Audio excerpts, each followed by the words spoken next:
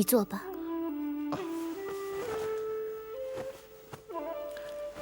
我上次来过，老尼已经告诉你了吗？我什么也不知道。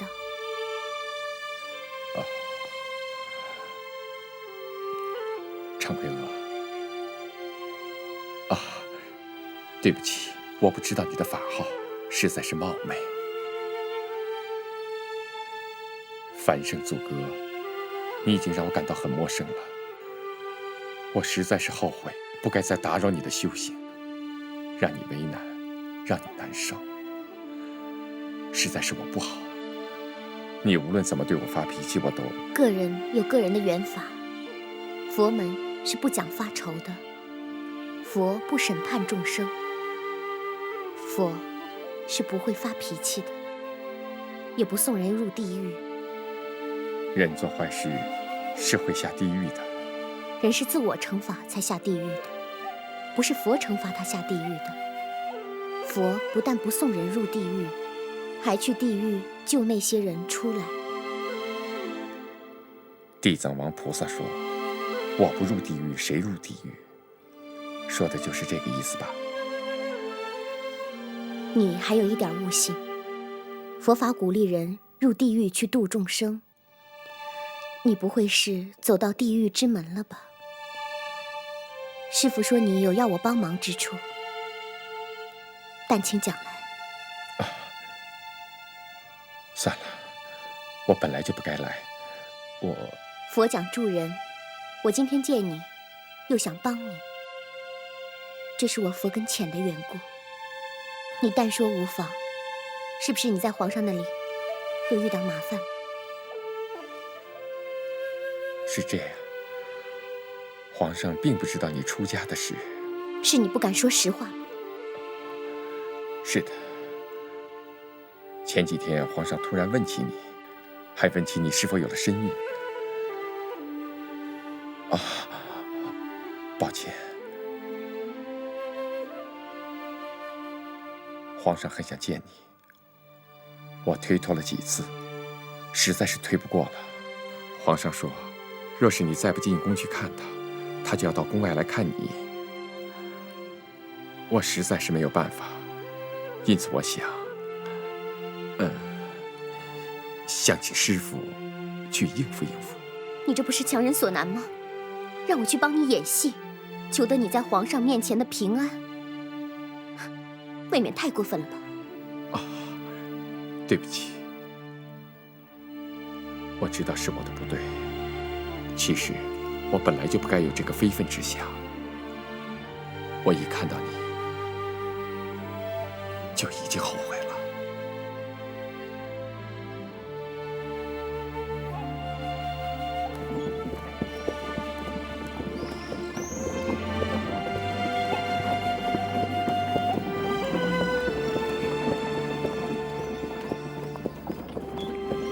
停一下。停。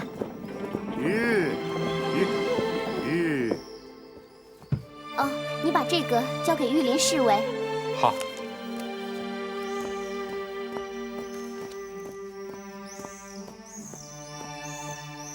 站住！干嘛的？给皇上送信的。在这儿等着。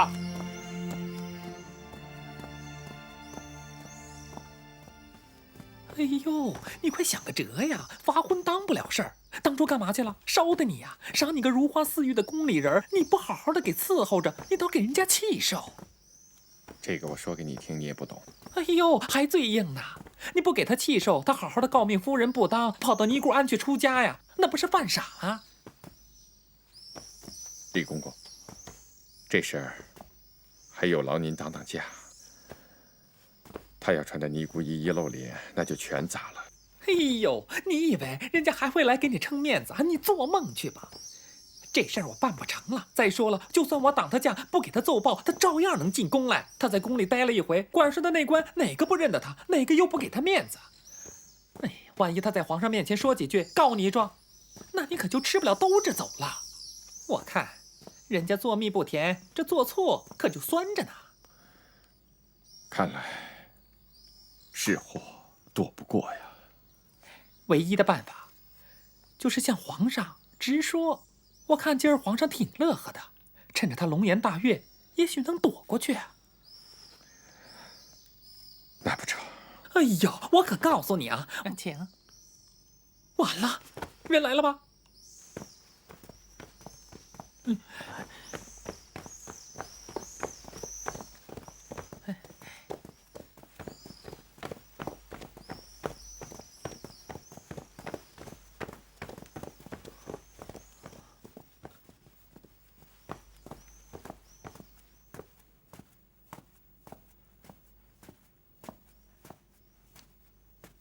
嫔妮跪额参见皇上。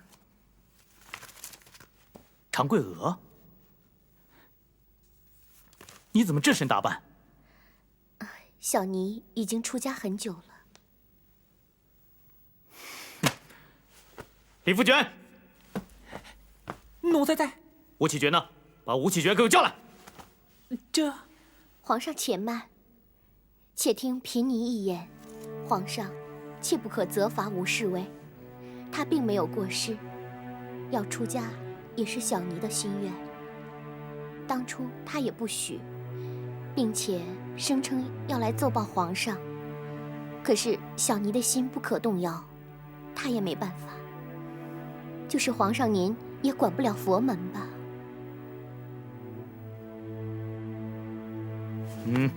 这。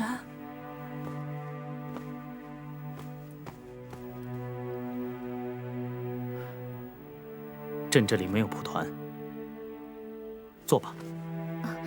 这不是折煞小妮吗？朕也读过一些佛经，佛法讲究平等，在佛门弟子面前，朕不能高人一等。坐吧。阿弥陀佛。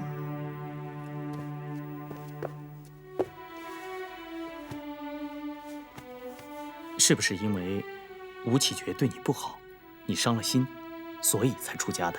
贵为天子，皇上理解的佛门也稍显局限，以为佛门是逃避苦难的地方。佛家讲忍，能行忍者，乃可名为有力大人。一念嗔心起，百万障门开。也就是说，所有修行正果，会因为不能忍，被一念嗔火所毁灭。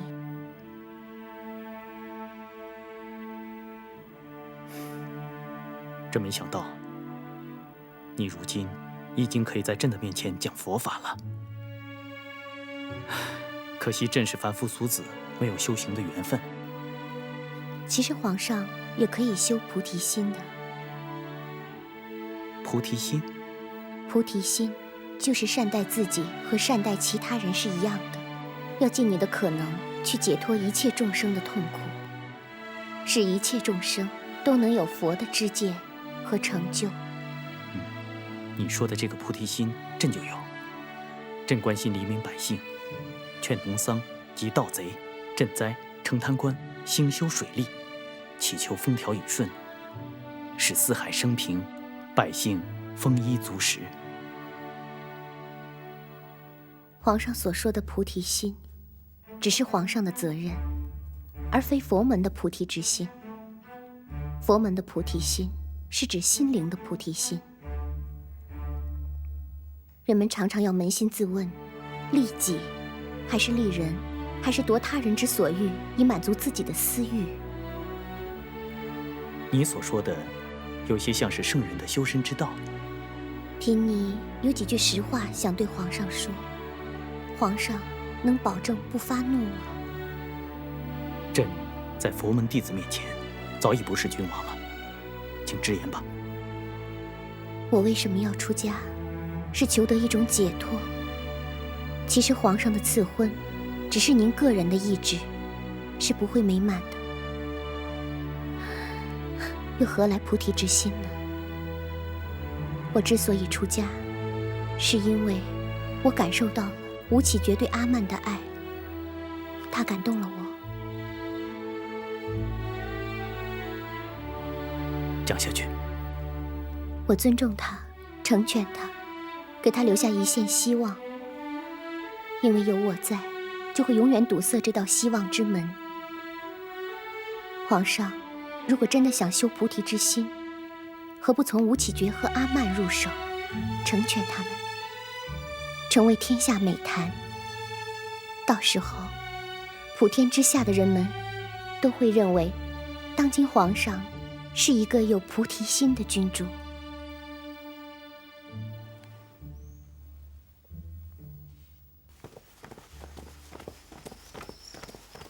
请。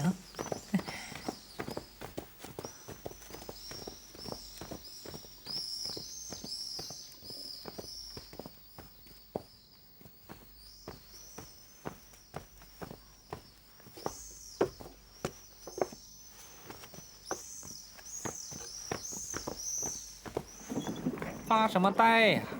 等着皇上发威吧。李公公，皇上的神情如何？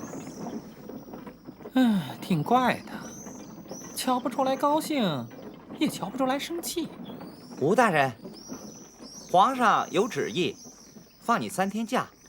这3天你不用来了，也不用上去谢恩了。李公公，这是什么意思？难道皇上要开我的缺吗？连我也弄不清，这是犯了哪条规矩啊？连你我都猜不出皇上的心思，怕是世上没人能猜得出来了。还有一个人，不妨你去问问。谁？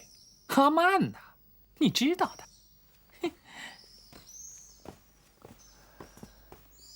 他也未见得明白，反正凶多吉少。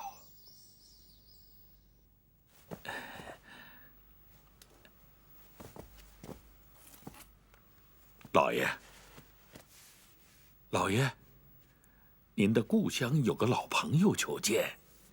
什么人？有名帖吗？我跟他讨要名帖，他说他那张脸就是名帖。这人挺狂的。更有意思的是，老爷，这人手里还拎着个见面礼呢。您猜是什么？有这么高，这么粗的一个小竹筒。我猜这里面的茶叶，最多也就2两。狂人自有狂人的道理，走看看去。老爷，你太抬举他了，我去把他叫来不就完了吗？别，走。老爷，老爷。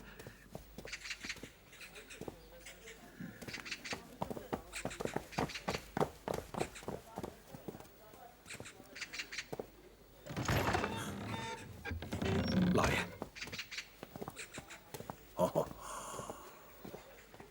石大人，大人肯屈尊出迎一个连名帖都没有的不速之客，令我感动啊！请问足下是？大人知道姚启圣吗？我是他的书伴。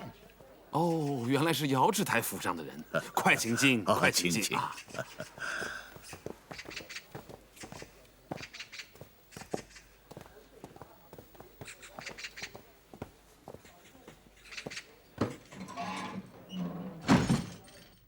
大人回头尝尝家乡茶啊，是安溪铁观音，是姚大人命我带来的。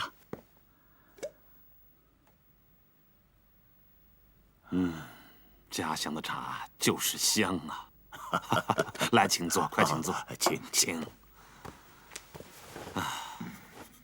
我和姚大人虽素昧平生，但我们也算是老朋友了。未曾谋面就成朋友了？道不同不相为谋，我和他是隔山之交，隔山而不隔心，是因为道相同。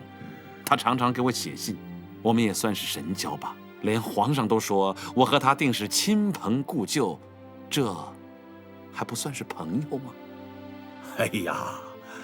要是姚启圣大人听到大人这番话，那他肯定激动不已呀！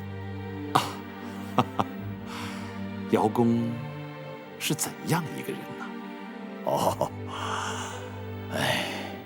怎么说呢？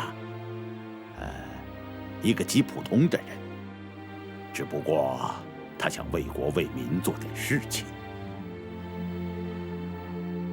再者，姚大人他还想当一个不留骂名的清官。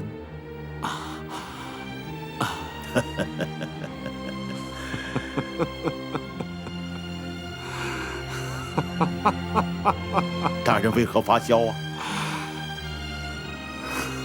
难道我有什么好笑的吗？真神在此，恕师郎肉眼凡胎，没有认出。足下非姚大人疏办，足下就是大名鼎鼎的福建总督姚启圣姚大人是也，请受师郎一拜。哎，不敢呐！师郎就是师郎啊，要想在您面前瞒天过海，还真不容易啊！啊，师祥啊，快准备酒菜，来不及就到天桥馆子去叫。今夜我要和姚大人痛饮一番呐！是老爷。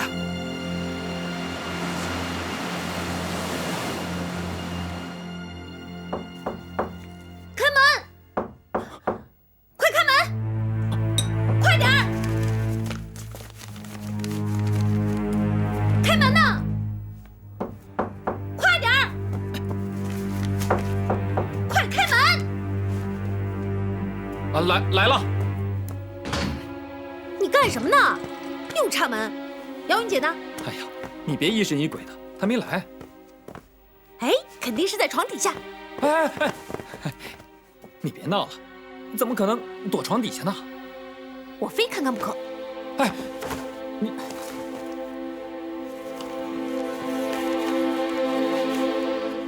你听我说，我可不是白痴。我得自己看看，看看我们的施大人画的是什么宝贝。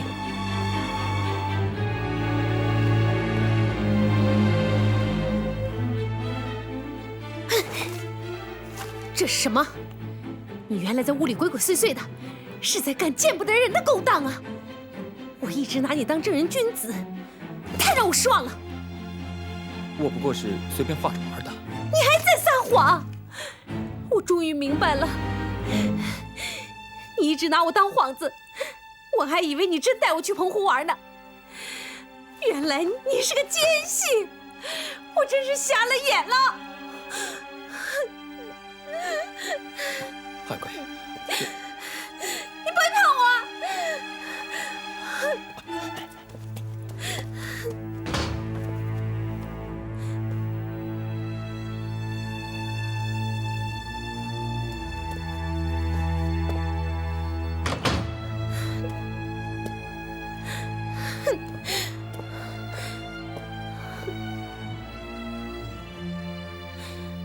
事已至此，我也没什么好说的了。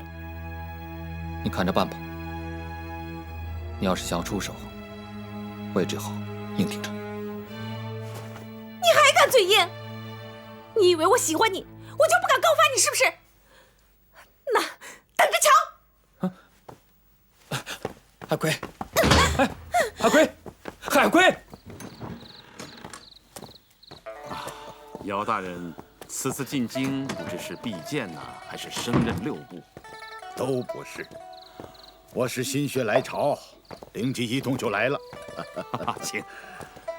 大帅是真有个性啊！但不知为何进京？确切的说，是为仁兄而来。你看啊，我上午刚到京城，此时就坐在你府上饮酒，还不能说明来意吗？啊？是否台湾出现了良机？你我神交已久，从来无私。要说共通点，也就是台湾了。没错，一猜就中。皇上不是说一南一北有2个对台湾入迷的人吗？你我今儿个终于见面了。台湾一定发生了大事，否则大帅不会不远万里赶往京城啊。没错。仁兄看看这个，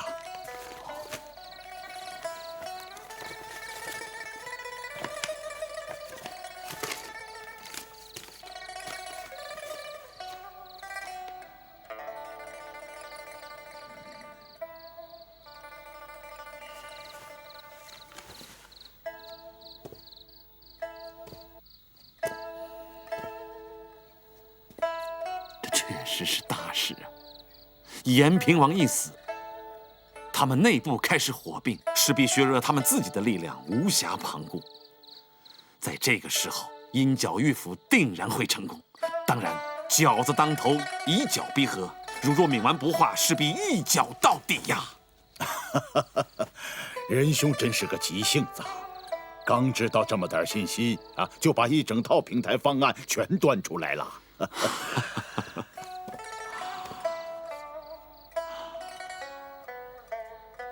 大帅啊，从行文上来看，令爱在台湾扮着非常重要的角色。姚公为了台湾，把女儿都豁出去了。仁兄不是也把爱子舍出去了吗？世宗儿不知现在在台湾如何，我已为他背了几年的黑锅。皇上也知道，可就是不问，越是不问，说明对我越有疑心。哦，世宗的事由我来担保。我给世宗写的担保信，嫁女不是已经送到府上来了吗？可这是有口说不清楚的事啊，谁能把这件事情抖了清楚呢？恐怕这也是皇上不采纳我阴角玉府方针的主要原因吧。啊，也不尽然。在当时的条件下，皇上忽而以府为主，忽而剿府兼顾，这都是根据当时各方的形势而定的。以我之见，真正的转机就在当前呐！不信，你我拭目以待。那姚公何时觐见皇上？越快越好。今儿个我见到了仁兄，心里就有底了。来，干干！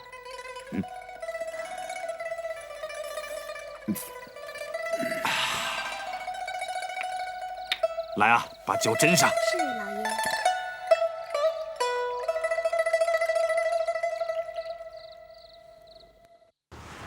你到底有什么事啊？把人叫出来，你又一声不吭了。我不知道该怎么向你说，也许我们真的要大祸临头了。你能不能不兜圈子，痛快点儿？我真没用，海防图白化了，不但让海葵发现了，而且还让他拿走了。你怎么能这么大意呢？我给他开门前，已经把图藏到床底下了，可他以为你在屋子里，为了找你，他就把图给翻出来了。他认出来是什么了吗？你也太小看他了，他连奸细的话都骂出来了，还说什么认出来认不出来。他哭得很伤心，说我利用他当掩护，更难听的话还没出口呢。那当然是欺骗他的感情了。也难怪他生气伤心，将心比心。要是有人这样对待你我们能不反感吗？他最伤心的还是感情。那你现在换过来，遗传旧案，把真心给他，不就万事大吉了？这都什么时候了，你还有心情斗气开玩笑？我不是开玩笑，他不会出卖你的，因为他喜欢你。他喜欢我不假，可是如果他喜欢的人要把他的家族、他的一切给葬送了，他还能喜欢他吗？这推论对一般人是适用的，可是对有着海葵这样的人生经历的人来说，他的感情、好恶就是一切。不管怎么说，我们得做最坏的打算，准备被他出手。请。啊，爵爷。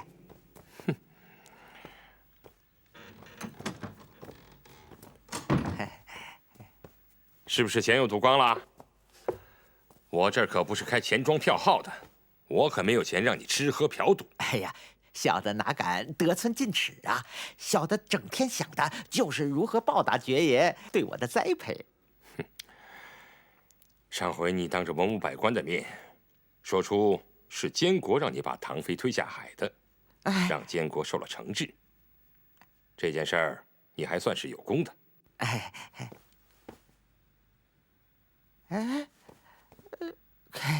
可这本来是海葵让我干的啊！住口！我再忠告你一回啊！你记住，至死也不能改口，一口咬定是监国让你干的啊！反正也死无对证了啊，不改口也成，只是便宜海葵了。小的不明白，这为什么呀？你个猪脑袋！猪脑袋，猪脑袋。海葵是唐妃的亲生女儿，她把自己的亲娘推下海了，那唐妃脸上有光吗？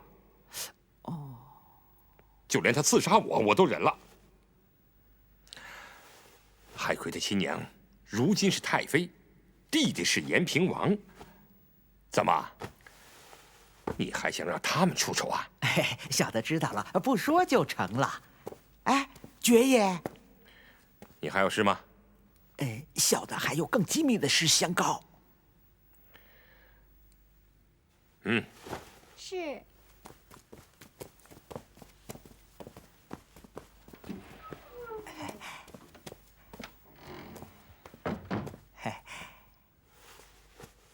说吧，什么事儿？施世宗他是奸细。说详细点。我呀，早对他有疑心了。我看他的投降是假的。大人，您在金门的时候，他就和海葵在澎湖列岛上挨个的转，还涂涂写写记下什么。回来以后，我就发现他常常锁在房间里头，不知道他画什么图呢。我一直没有拿到真凭实据，现在可让我抓住了。快拿出来让我看看，什么图啊？现在还没有到手，图在海葵那儿呢。怎么，海葵也是他们同伙？哎呀，海葵不是，要是他们俩也不会大吵一架呀。怎么吵的？说来也巧了，那天呢，我打施世宗的房门前走过，他房门半开着，他们俩正在吵呢。我就好奇偷听了一会儿，原来呀，海葵在他的床底下搜到了一张图。海葵骂他是奸细，听他的口气，那图上画的一定是澎湖列岛的布防图。爵爷，您想想，要不是奸细，他费那么大劲儿画那画干什么呀？有道理。哎，那个叫姚云的也参与了吗？不用问呐，他一定是同伙，要不然老待在台湾干什么呀？说不定他还是指使者呢。好，你要注意监视他们，不过千万不要露出马脚。你现在还跟随海葵吗？自从上次指证监国以后，他就不大搭理我，不过也没有赶走我的意思。你不要离开海葵，你呀要向他赔礼道歉，千方百计留在他身边，这样你才能搞到情报。我说话算数。要是你能搞到这张图，破了这个奸细案，那么我禀报延平王，给你个2品都师。哎呦，官儿嘛，我要不要都无所谓，我想要个人，不知大人您能不能成全？要什么人？就是那个姓姚的。你呀，吃100个豆子也不嫌腥。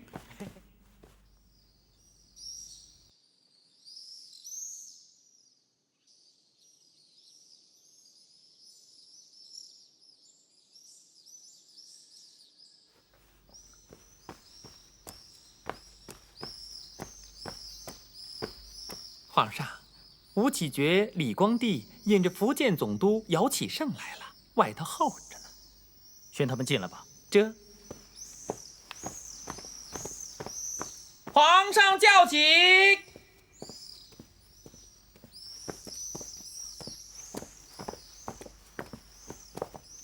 请吧。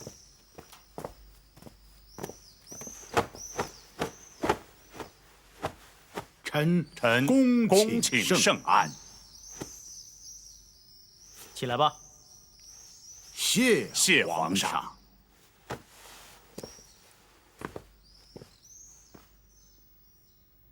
赐座。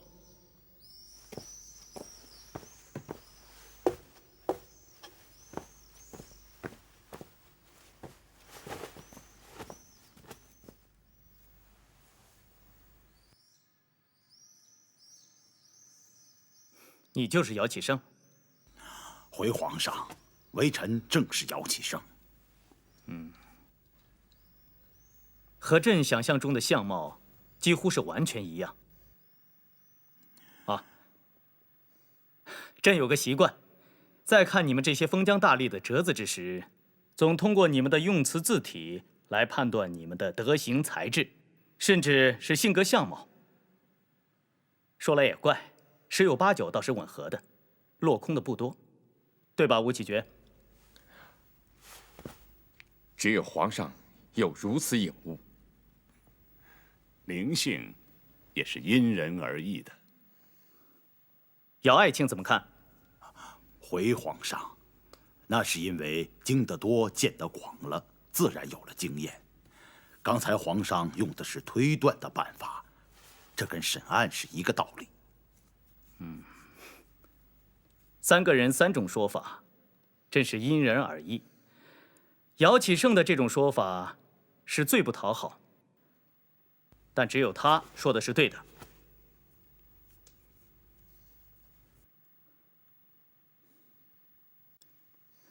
姚启圣，臣在。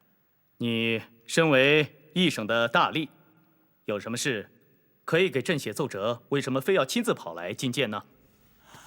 回皇上，奏书写得再详细，总有隔靴搔痒之感。比方说对台方略，或剿或抚，或剿抚兼用。施琅又有一个因剿御抚的说法，这都非3言2语能够说得清楚。若臣哪一句没说明白，皇上想问一问，来往信札，路上就得2个多月，不如当面说得透彻。有道理。这么说，你此次前来是专程为了台湾之事？回皇上，臣一得知延平王已死，台湾内乱的消息，就日夜兼程赶到京城来避见。李光地和吴启觉已经向朕转达了你关于台湾内乱的折子。依你看，现在可以平定台湾了吗？皇上，机不可失啊。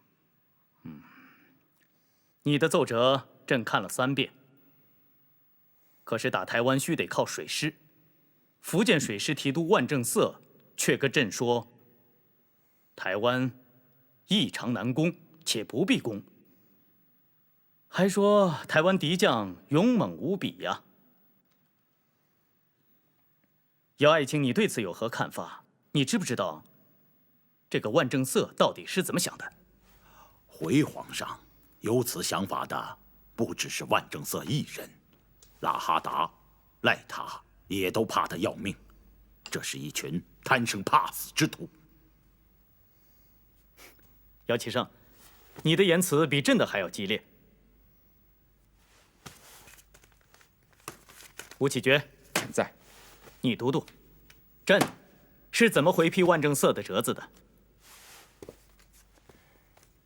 该员为服贼将，一致于此，成何体统？说台湾不好攻，且不必攻，这是想把台湾拱手让于人吗？出卖疆土，历朝历代都是国家社稷之罪人，朕不当这罪人。皇上圣明啊！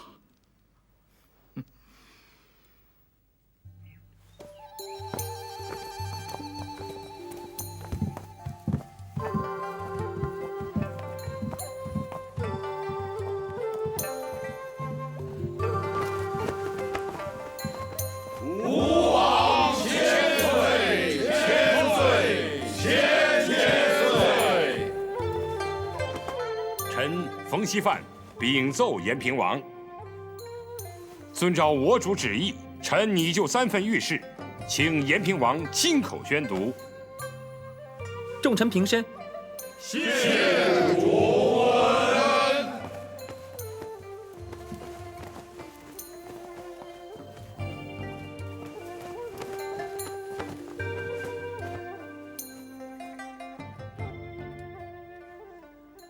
延平王郑克爽谕示，任命曾明为左龙乡将军，任命曾志为右龙乡将军，钦此。延平王千岁，我主千岁。平身。谢主洪恩。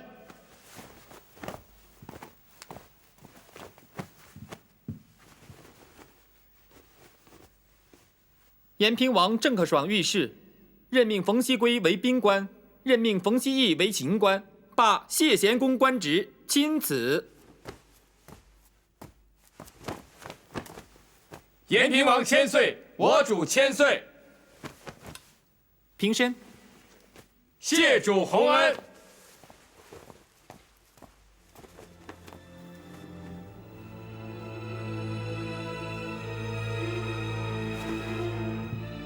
延平王郑克爽遇事，水师左虎卫朱林赴监国通敌叛逆，背着延平王私与清廷议和，阴谋出卖台湾，交刑部议处，钦此。不，来人，干什么？带走，带走！放开我！你们放开我！放开我！我主千岁，千岁！主右失权，奸人握柄，台湾危急。自立乾坤之患，甚于水火，民心怀忧，吏心怀忧，军心怀恨。若在苟且等待，似奸谋成时，则是朝廷之奇耻大辱。机不可失，时不待我。机不可失，时不待我。朕如今正为朱林、董太妃以及傅卫林的处境担忧。朕也为台湾的黎民百姓而担忧。这个冯锡范，吴启觉、严梦，这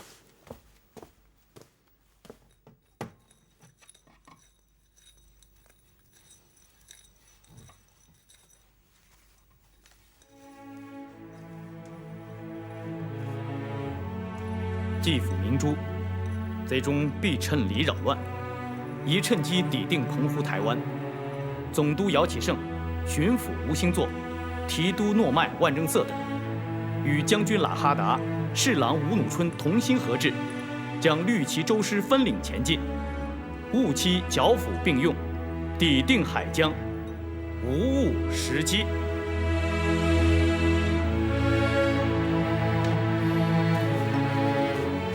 吴启觉在，速送保和殿大学士李卫。让他召集内阁大学士和6部重臣一起廷议，并火速传谕福建，交付都城边将实施。朕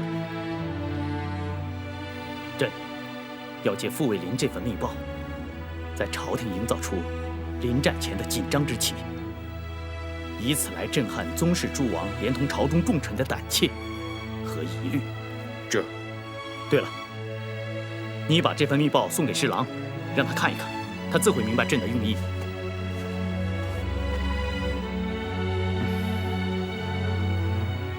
将军有何感受？